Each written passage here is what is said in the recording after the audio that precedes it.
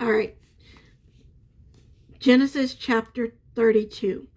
Jacob on his way to, and God's angels met him. When he saw them, Jacob said, "This is God's camp."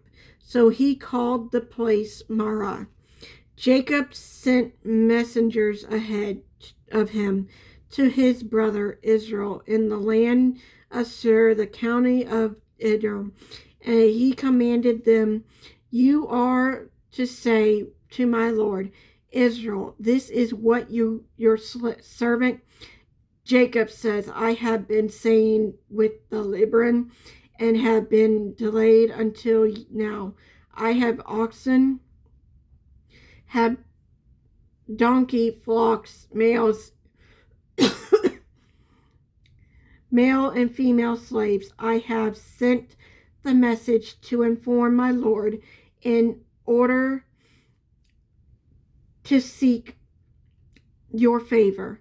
When the messenger returned to Jacob, they said, "We went to your brother Israel. He is coming to meet you, and he has 400 men with him." Jacob was greatly afraid and distressed, and he just divided the people with him into two camps, along with the flocks, cattle, and camels. He thought, if Israel comes to one camp, and attack it, the remaining one can escape.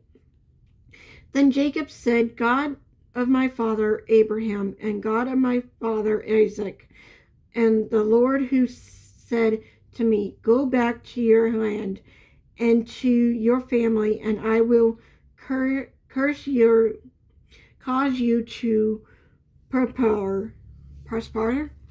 I am unworthy of all the kindness and faithfulness you have shown your servant. Indeed, I crossed over this Jordan with my staff, and now I have become too campus. Please rescue me from my hand of my brother Israel, for I am afraid of him. Otherwise he may come and attack me with my mother and their children. You have said, I will cause you to prosper, and I will make you offspring like the sand of the sea, which cannot be counted." He spent the night there and took part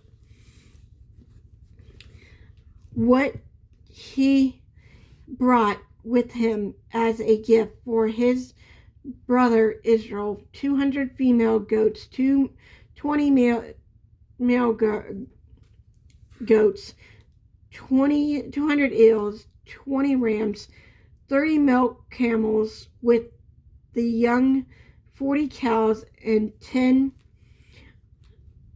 bulls, 20 female donkeys, and 10 male donkeys. He entrusted them to his slaves and separated herds and said to them, "Go on ahead of me and leave some distance between the herd." And he told the first one, "When my brother Israel met you and asked, 'Who do you belong to? Where are you going? And whose animals are there ahead of you?' Then tell him they belong to you, your servant Jacob. They are gifted sent to my Lord Israel. And look, he is behind us." He also told a second one, the third, and everyone who was walking behind the animals said the same thing to Israel. "When you find him, you are also say, 'Look, your servant Jacob is right behind us,' for he thought I went to apostle Israel with the gift is going ahead of me. After that I can face him, and perhaps he will forgive me." So the gift was sent on ahead and of him, while he remained in the camp. During the night, Jacob got up and took his 2 wives, his 2 female slaves, and his 11 sons, and crossed the ford of Jabbok. He took them and brought them across the stream along with his portion. Jacob was left alone, and a man wrestled him with until daybreak. When the man saw that he could not defeat him, he struck Jacob's hip as they wrestled and disclosed his hip socket. Then he said to Jacob, "Let me go, for it is daybreak." But Jacob said, "I will not let you go unless you bless me." What is your name?" the man asked. "Jacob," he replied. "Your name will no longer be Jacob," he said. "It will be Israel, because you have struggled with God and with men and have prevailed." Then Jacob asked him, "Please tell me your name."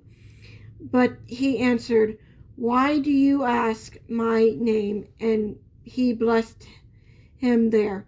Jacob then named the place Peniel, for he said, "I have seen God face to face, and I have been delivered."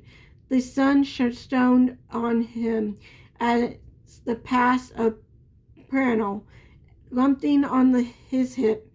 That is why, to this day, that Israelites don't eat the thigh muscle that is at the hip socket, because he struck Jacob's hip socket at the tight muscle.